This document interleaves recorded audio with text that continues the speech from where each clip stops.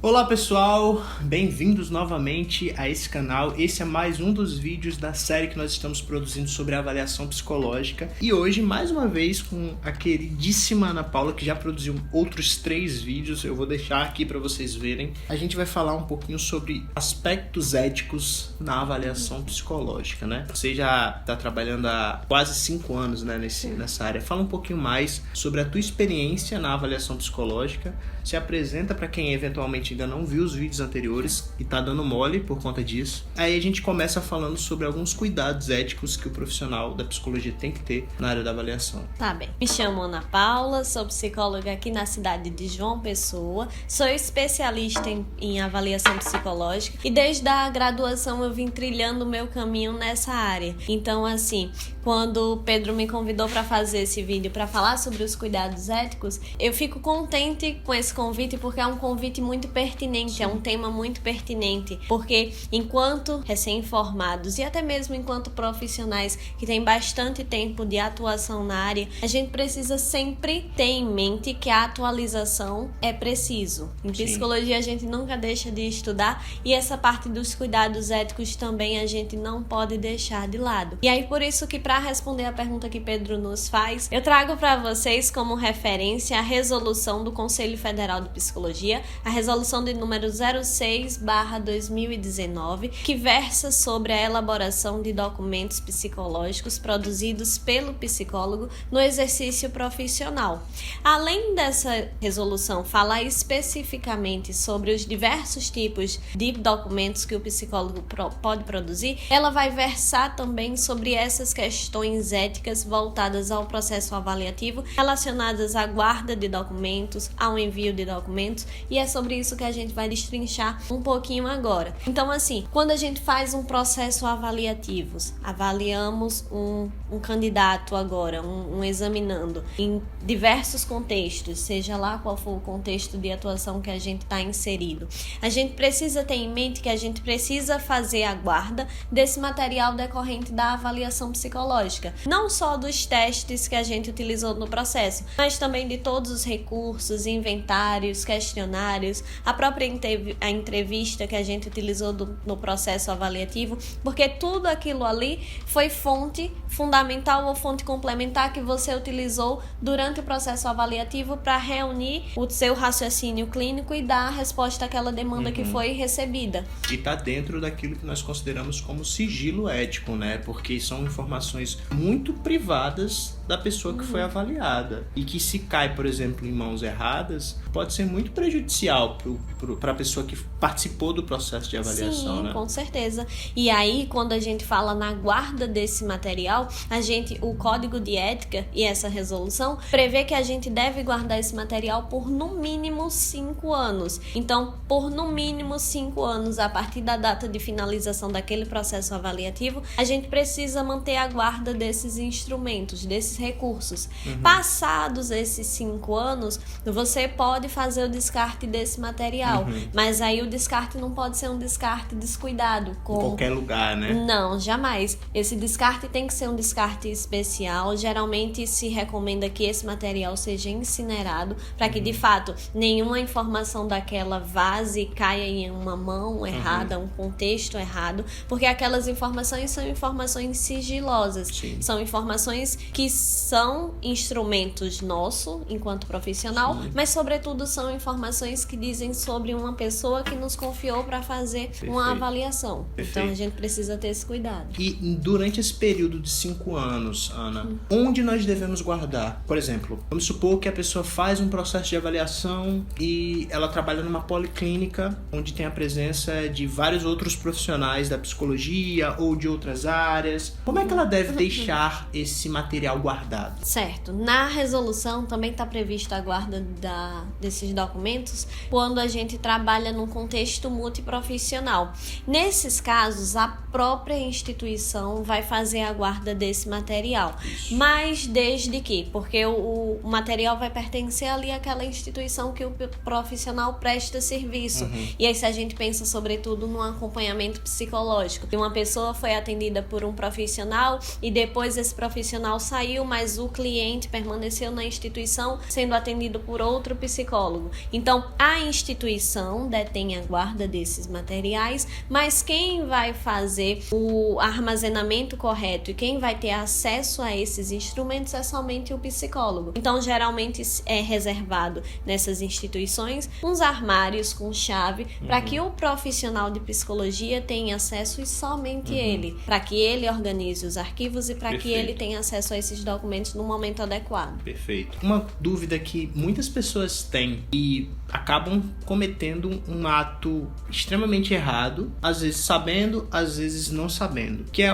o ato de se preparar, entre aspas, para fazer uma avaliação psicológica. Isso acontece muito no psicotécnico do Detran, né? A gente sabe que na maioria dos Detrans existe já uma bateria mais ou menos conhecida de testes psicológicos. Existem vídeos até aqui no YouTube querendo ensinar como fazer o palográfico, como fazer o R1, né, que é aquele teste das figuras. Enfim, eu queria que você explicasse para quem está nos vendo, seja profissionais, seja estudantes, sejam pessoas que nem são exatamente da área da psicologia, por que não se deve treinar para se fazer um teste de avaliação psicológica? Primeiro, para responder essa pergunta, eu costumo sempre falar para os candidatos que eu avalio todos os dias aqui na clínica que se você vem para um processo avaliativo desses, que é um processo avaliativo compulsório, que você precisa do resultado dessa avaliação para obter aquilo que você busca, e aí no caso do Detran, para obter a CNH, você não deve, em hipótese alguma, vir com essas dicas, esses comentários, porque essas dicas vão, sobretudo, mais atrapalhar o desempenho do candidato do que ajudar no momento da avaliação. E aí, além de atrapalhar esse desempenho do candidato, porque ele vai priorizar mais da atenção, mais ênfase àquilo que ele estudou na internet, do que muitas vezes ouvir o que o próprio psicólogo está recomendando no momento da aplicação. Mas além disso, a gente precisa ter em mente que cada processo avaliativo acontece num tempo e num espaço determinado. É um processo que tem início, meio e fim. Então, dentro desse processo que tem início, meio e fim, diversos outros fatores vão influenciar o resultado daquela pessoa. E aí, sobretudo, os fatores externos e fatores internos. Fatores internos que podem atrapalhar o candidato numa hora de uma avaliação, por mais que ele tenha estudado aquele teste. Alto nível de ansiedade, estresse, uma noite mal dormida, alguns fatores externos que podem influenciar.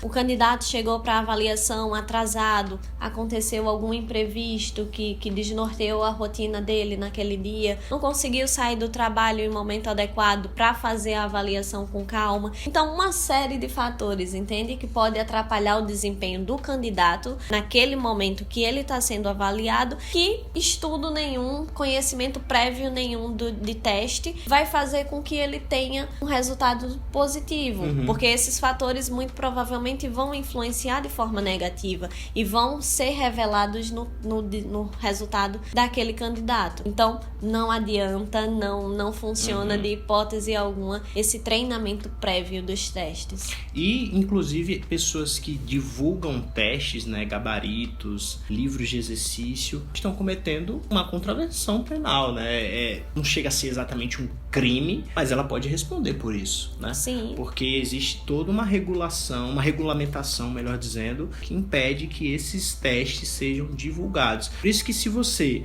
como profissional, tá meio que treinando os seus familiares ou seus colegas para eles passarem no Detran, você tá fazendo um desserviço não somente a essa pessoa, como a sua profissão também, né? Com certeza. O nosso código de ética prevê, não é? Os limites da nossa profissão, e aí o código de ética é uma das disciplinas iniciais que a gente vê no curso de psicologia. Então, assim, a gente não deve esquecer esses princípios básicos. E reproduzir teste na internet, ensinar esse conteúdo dos testes de maneira irrestrita, divulgar na internet, fazer live, fazer vídeo, se aproveitando dessa situação para de certa forma ganhar algum objetivo, ou tentar valorizar, tentar ajudar alguém de alguma forma nesse sentido, é uma infração gravíssima, não deve ser feito. Gente, vocês gostaram desses vídeos que nós produzimos na série sobre avaliação psicológica? Se sim, mais uma vez, se esse vídeo for bastante comentado, se vocês demonstrarem interesse, a gente pode continuar gravando novos vídeos. Inclusive, deixem aqui nos comentários sugestões de como a gente pode abordar. Se você quiser, por exemplo, a gente pode pegar um outro teste. Para quem não viu, no vídeo passado nós utilizamos o G38, né, para exemplificar um pouco o que vem dentro de um kit de um teste psicológico. A gente pode talvez utilizar outro teste para tentar destrinchar, claro, sem mostrar os pormenores, né, as minúcias, os detalhes do teste, mas explicando um pouquinho como aquele teste funciona, em quais situações ele pode ser utilizado, para que você, profissional da psicologia, possa, quem sabe, ir construindo aos poucos a sua bateria de avaliação psicológica e entrando cada vez mais nesse campo profissional. Ana, mais uma vez, muitíssimo obrigado pelas suas contribuições e conta aí pro pessoal como é que eles podem te achar. Vocês me encontram no Instagram, @psipaulamacedo, e vocês podem entrar em contato aqui também com a livraria através do @constructopsi. É só entrar em contato conosco que a gente vai estar à disposição para tirar qualquer dúvida de vocês. Vou pedir para que, se você que é de João Pessoa, Campina Grande ou Paraíba, por favor, venha e conheça a Constructo, e você vai ver a quantidade de livros, materiais e testes psicológicos que vocês podem estar adquirindo aqui nessa loja maravilhosa, tá bom? Um grande abraço e a gente se encontra no próximo vídeo. Até mais.